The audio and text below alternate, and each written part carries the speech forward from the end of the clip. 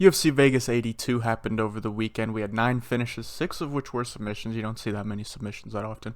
We're going to break down the whole card, but before we do, make sure you go drop me a follow on TikTok. Same thing, Savage Rounds. I'm going to start giving out a prop to watch and a play of the week on TikTok. I gave out my prop to watch last week for this card. Jose Johnson submission plus 700.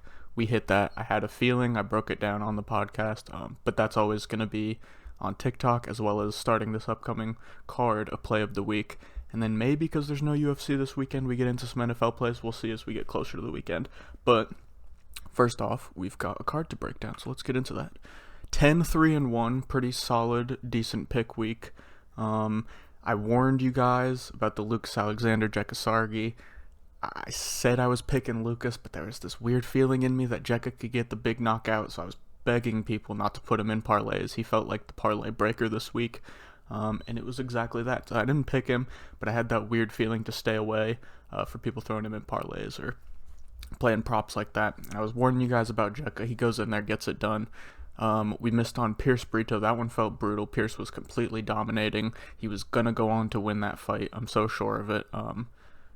The decision was there for him. Pretty easy, maybe a late third round finish, but Brito did what Brito does. JSP was trying to get him down again. Got his head stuck in a guillotine. Slick from Brito. What can you say? That's what we were all saying. If Brito was going to win this, he needed a finish, and he got it. So hands up, he did it well. Next up, missed on Luana Pinheiro over Amanda Ribas. It was looking good first round. That was kind of what I needed. I was hoping Luana could go out there and do that for 2 rounds or maybe find the finish early. She wasn't able to. Amanda Ribas mounts a fantastic comeback in round 2 and 3, gets the finish in round 3. Sick performance from her. Now we can go down through each fight. Johnson Estevam. That was what we do. If you were on the Estevam side, that's what you knew you were getting. We were hoping for possibly a second round finish is kind of what I was thinking. Maybe if he was able to find that slick first round submission. He wasn't. We all knew he had about 2 rounds of good cardio, and then he starts to slow down, especially missing weight this week. That was a worry. I got so close to playing him, and then the weight miss threw me off of it. I should have trusted my guy. I knew he had the 2 rounds of cardio in him. Still, he was always going to be able to outgrapple Charles Johnson. So he goes out there, does that first UFC win. Great performance from him. Hopefully he can start making weight, though, because he's missed weight a lot recently. His fight before this, which was supposed to be his UFC debut, got canceled because of weight issues. I think he's missed weight a few times before that as well. It's a problem. He needs to sort that out. So hopefully next time we see him in the cage, he's making the weight properly. I don't know. He needs to get a nutritionist or some guy needs to come in and help him with that. Nicholas Mata, Trey Ogden. I felt like with this one, the MMA gods were on our side for a few brutal weeks of Savage Rounds parlay misses with injuries. I mean, I'm pretty sure it was just 2 injuries in a row that killed us. The one that sticks out to me the most is Rafael Fiziev. That one sucked. That one was brutal. So I feel like this was the MMA gods saving us, giving this one back. We had Nicholas Mata. He was fighting. I don't even. It was so weird. It was like he was a shell of himself. He was fighting like he got knocked out in sparring or something, and he was worried to go out there and fight hard. He was worried to get tagged because that jab was touching him. Not wobbling him, but stunning him every time Ogden threw out that jab. And Ogden is not dangerous, so it feels like there was something off with Mata there. Because I feel like if Mata comes in with confidence, he gets in the pocket. He's not worried about that jab, and he mixes it up in the pocket. But I don't know. He was fighting like he got knocked out in sparring or something. I don't know if it's true. I heard some people saying to stay away because somebody knows something everybody else doesn't. I don't know. It was a weird one, but we get saved by the ref, and I feel so bad for Trey Ogden because he had a very tight choke in. Who knows if he was going to get it. Even if he doesn't, he goes on to win an easy 30-27 decision. The ref stops it early. Mata was not out by any means. He didn't tap. I don't know what. I can't remember the ref's name. It's the dude. Is it Beltran? Mike Beltran. Just an awful stoppage. He jumps in there far too early. Mata's okay. It ends up ruining the fight for both guys. Mata doesn't get to see.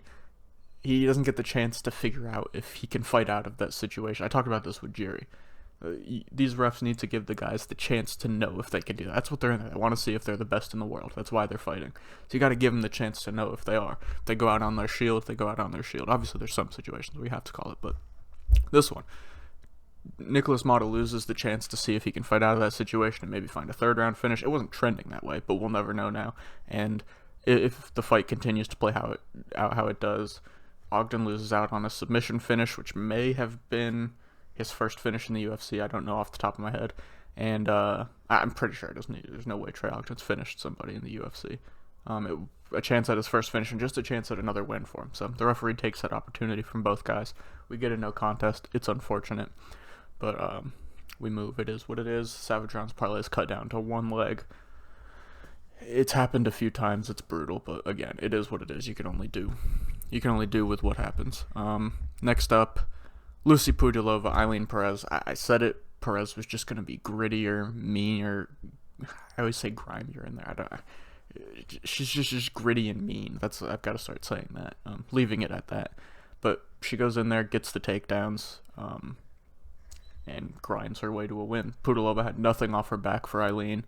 And then we do get to the third round. Eileen has completely gassed. She's not able to get takedowns anymore. And Pudilova, man, does she have a chance to find that third round finish. She's not quite able to eke it out. Eileen was looking rough in that first round. We get to the decision. Eileen gets the 29-28 nod, I think from all three judges, if I'm not mistaken, which is what it should have been pretty easily. And yeah, Eileen gets the victory. Next up, Jekasargi, Lucas Alexander. I told you, Lucas Alexander probably wins this if he keeps it at range, doesn't get too reckless, doesn't get overconfident.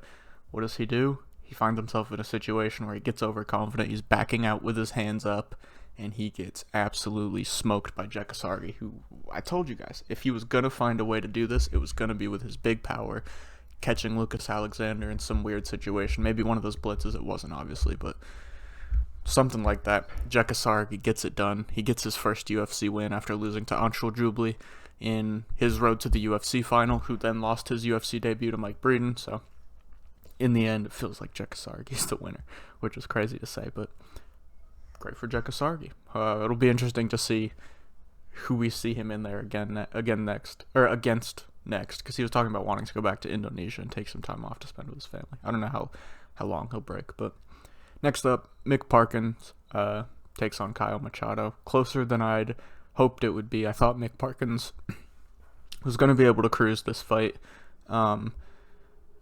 but I mean, you should never trust two fat heavyweights, one of them to cruise through the fight. It's never going to go like that. Mick Parkins starts to get absolutely exhausted. Machado's exhausted too. This is towards the end of the second and third round, and Mick Parkins had got 2 rounds in the bank already, which the second was grimy, but we get there in the end. And man, the fat heavyweights are always scary, but I don't even, it was so boring, I don't even remember all the details or what really happened, but I just remember Parkin cruising the first round, gets a takedown in the second, gets back up, starts to get tired, he's looking tired, the punches are coming real slow, and Machado wins the third round probably, I don't even, who cares, but Parkin ekes out the victory, whatever. Next up, Duncan Tululan. This one was always going to go this way. Tululan got knocked out pretty recently. Don't think that really played an effect here. Christian Leroy Duncan was going to knock this guy out regardless, even if he had not gotten knocked out for a year or whatever. Tululan is just not very good. It's the drunk Russian fighting style, and Christian Duncan is just far too technical for that. The brutal finish, though, the elbows Christian Duncan were throwing was crazy. But he goes out there, hits him with the double elbow finish. Sick knockout, like I said. But against Dennis Tululan, that's something you should be able to do, and he gets it done.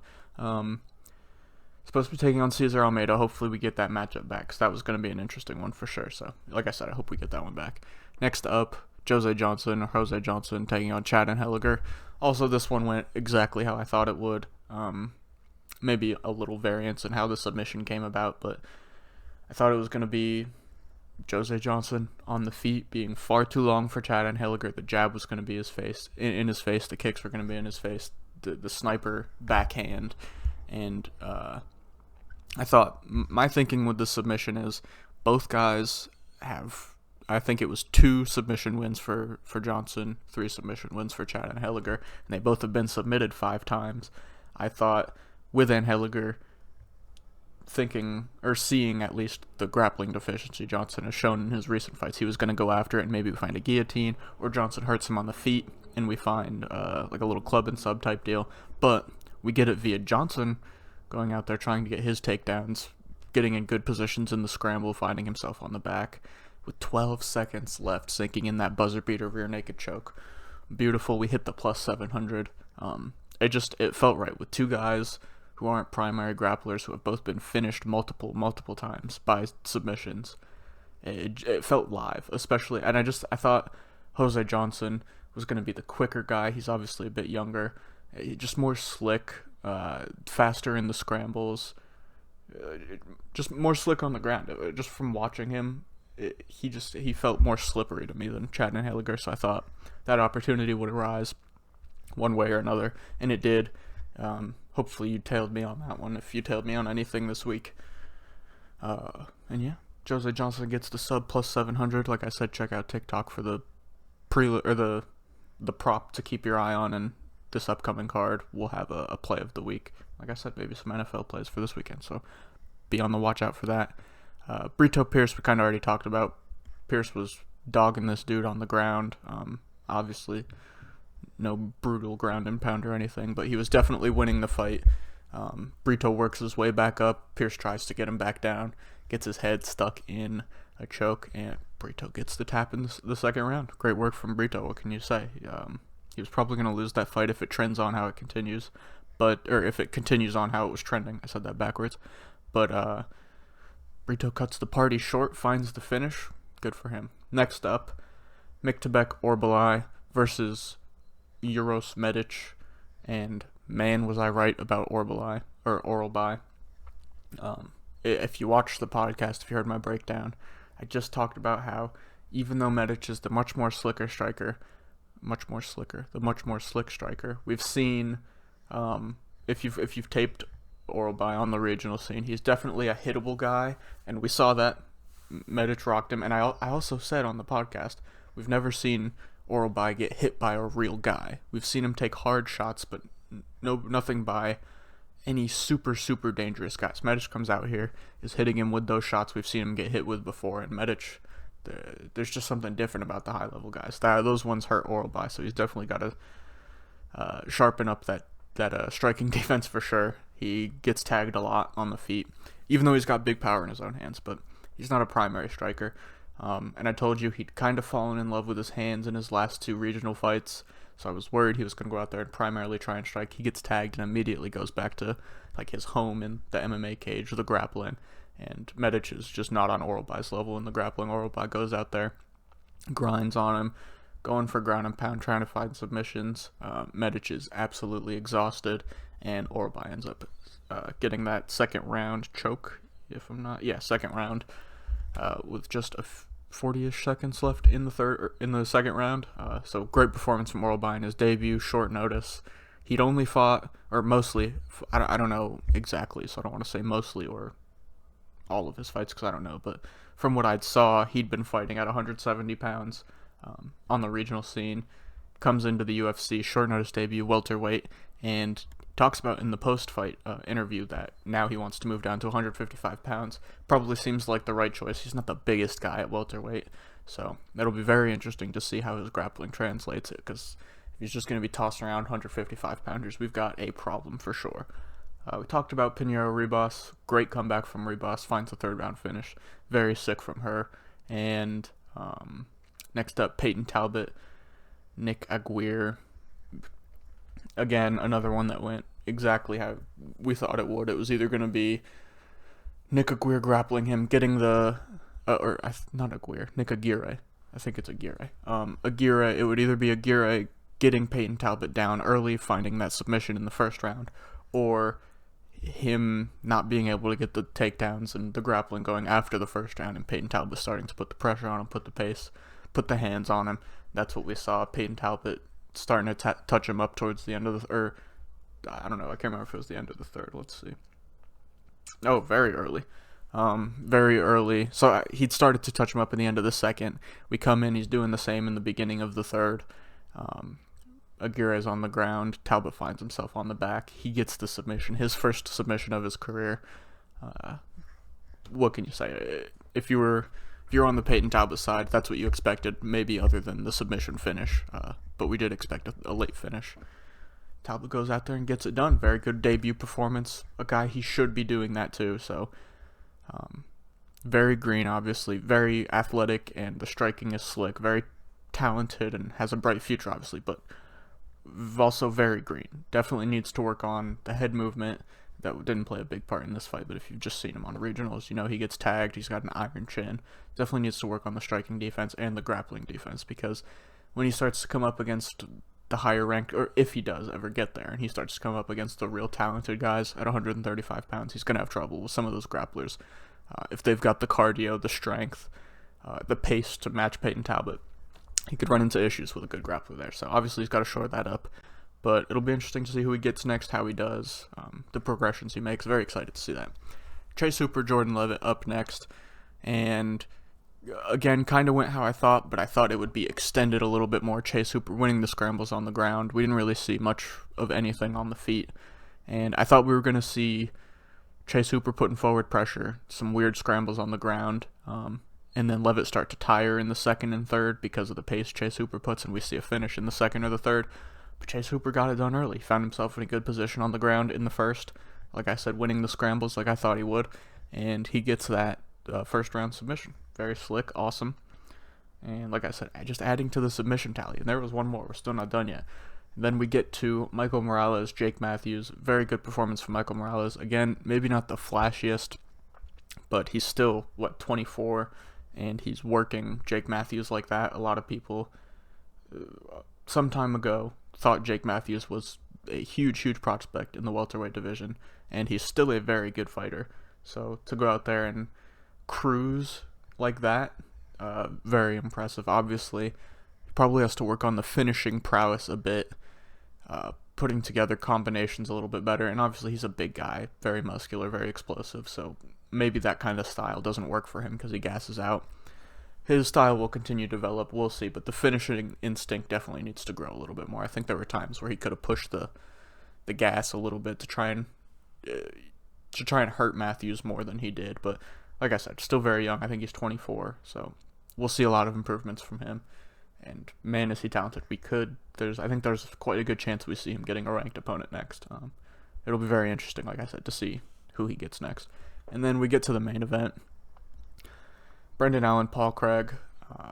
I understood the people taking the shot at Paul Craig because Brendan Allen and Fight IQ aren't friends particularly, and anybody in Paul Craig's guard can get submitted at any time. It doesn't matter how good you are, so I totally understand that. But other than that, somehow Allen finding himself in Craig's guard and getting submitted, I didn't really see much of a path to victory for him. Maybe extending the fight a little bit, but I also didn't see how that was going to happen without him getting tagged up brutally or ground and pounded like he did.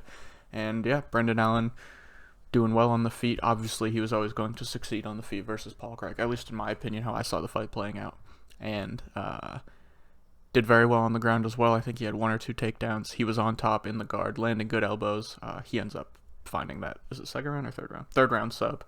Good stuff from Brendan Allen. To be honest, it's what I expected.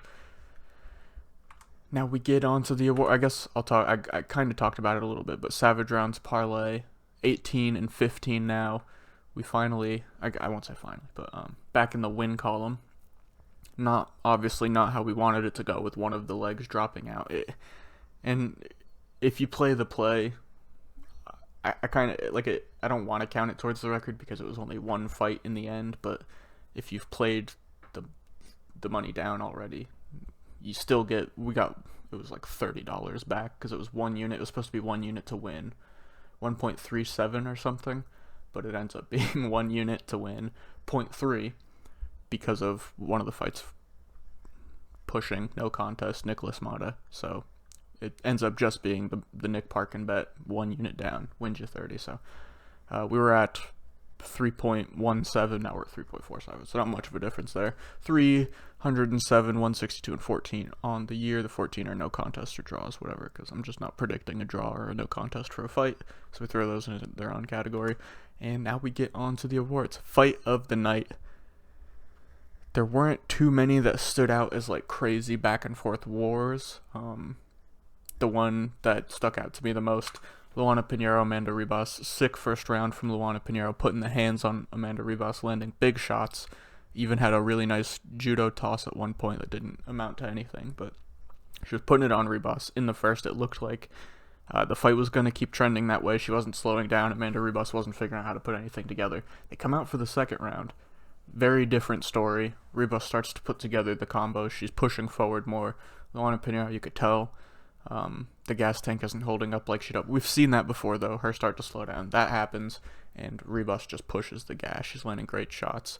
And then finds the finish in the third round. So that one stuck out to me the most for fight of the night. Performance of the night. Let me open my. I have 4, and there were definitely options for others. Jekka Sargi gets his first UFC win. Crazy knockout in the first round as like a +4 something favorite. He was one of the bigger underdogs on the card, other than who are the other huge ones? Tululin and Aguirre. So I think he was like the second or third biggest dog on the card. He gets the victory. Great knockout. Has to be performance of the night. CLD, Christian Leroy Duncan. Just the finish was sick. He dominated that fight. He was always going to, unless he got hit with a big shot and knocked out. There's just no other way that fight was going. But the finish was sick. The 2 elbows in the same combo, very slick. Puts Dennis Tululin out. Great knockout. Miktabek oral bye. What can you say? The dude put on a great performance after getting hurt early in his UFC debut. Feels like he has to get one.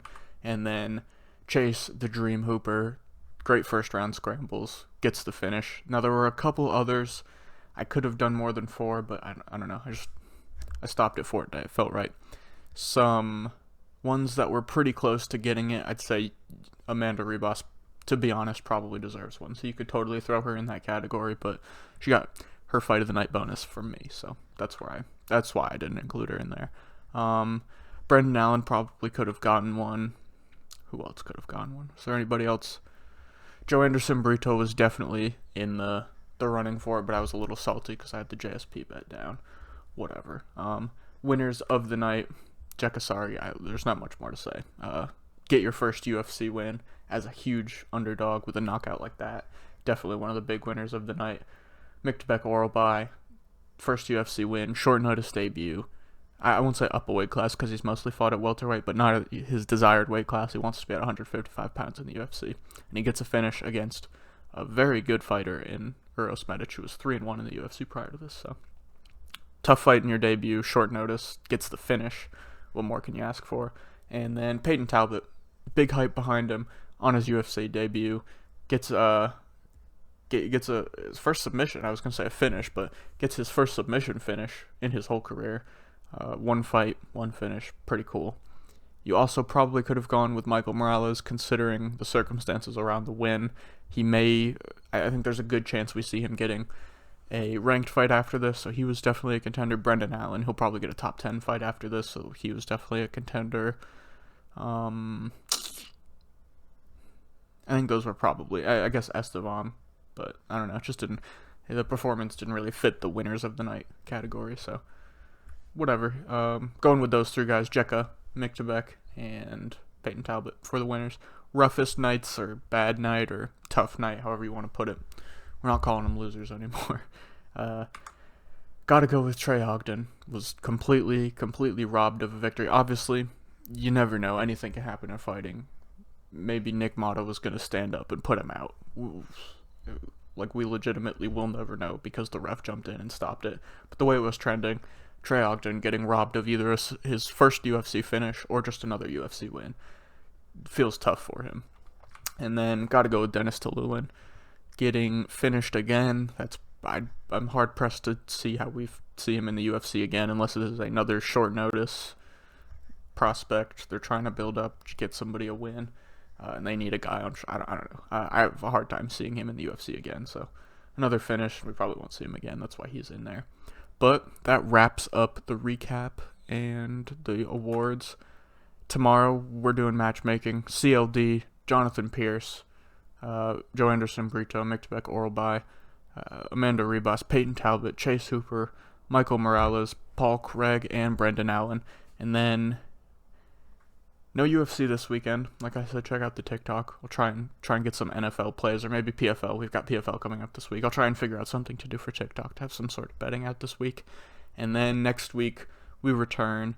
We will get predictions and bets for the December 2nd card. I believe it's UFC Austin. Benyil Dariush taking on Arman Saruki and Bobby Green. Dan Hooker as the co-main event. Very sick card. But other than that, drop a like, subscribe, check out the TikTok. See you guys next week. Peace. Or tomorrow.